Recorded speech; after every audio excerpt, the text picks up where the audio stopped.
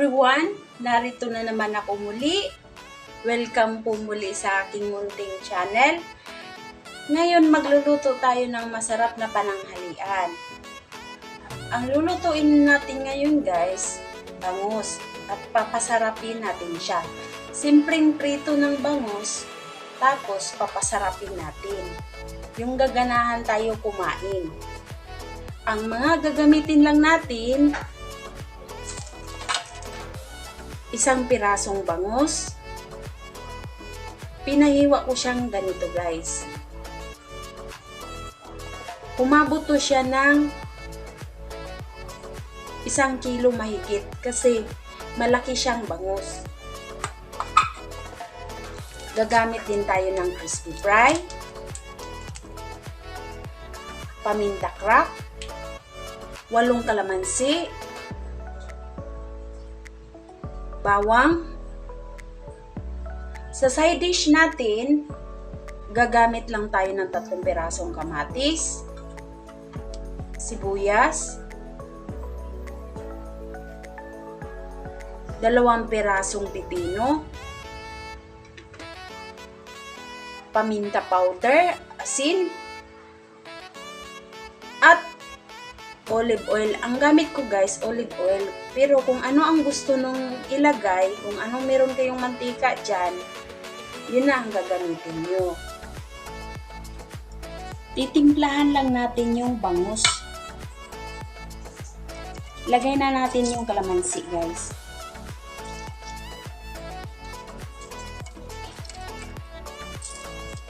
Dali na kayo ni siya lutuin.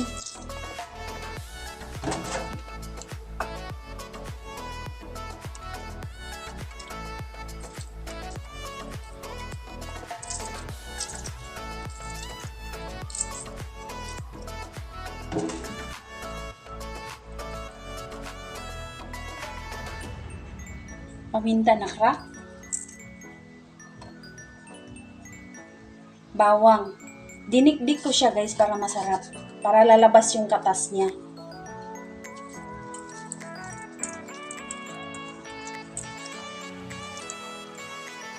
Tapos ilagay na natin yung breading mix.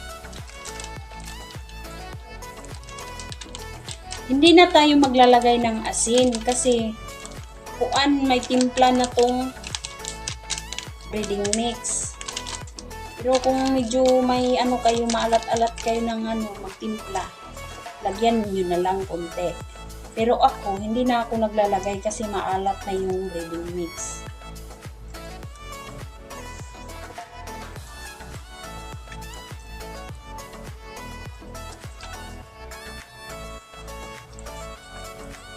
I-marinate muna natin ng 15 minutes bago natin prituhin. Magpiprito na tayo. Gagamit lang tayo ng used oil guys.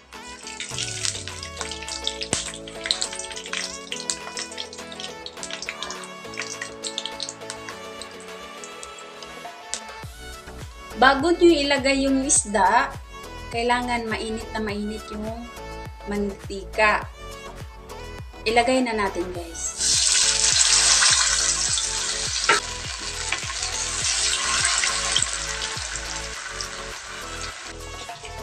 Luwain lang natin yung maliliit yung guys, yung sibuyas.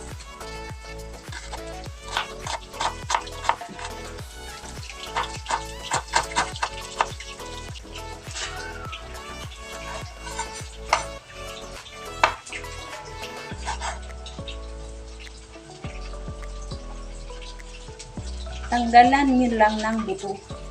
Pero kung gusto nyo hindi natanggalan, ayun na bahala.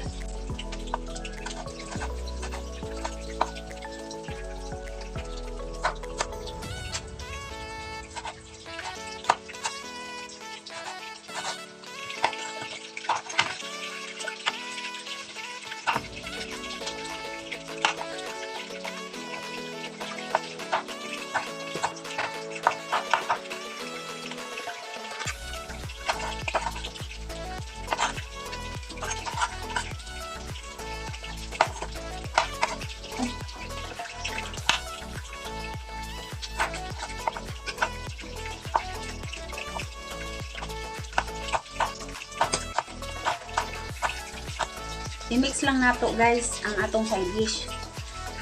Pipino, kamatis, at sibuyas.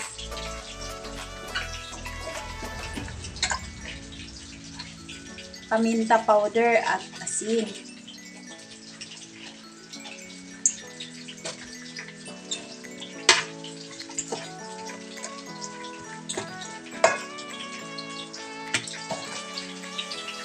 Tapos, olive oil.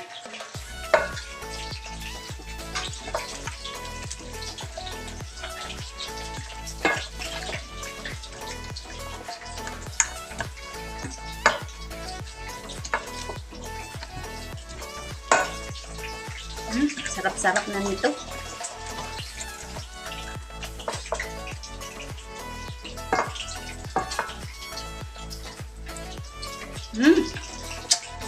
Sarap.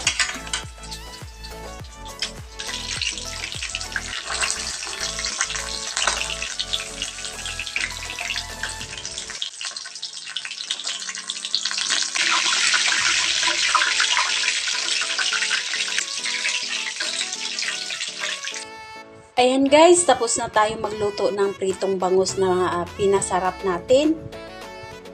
Kanin na lang ang kulang. Sana kung susundan niyo tong recipe na to, sana magugustuhan niyo. Amping po kayo lagi. God bless!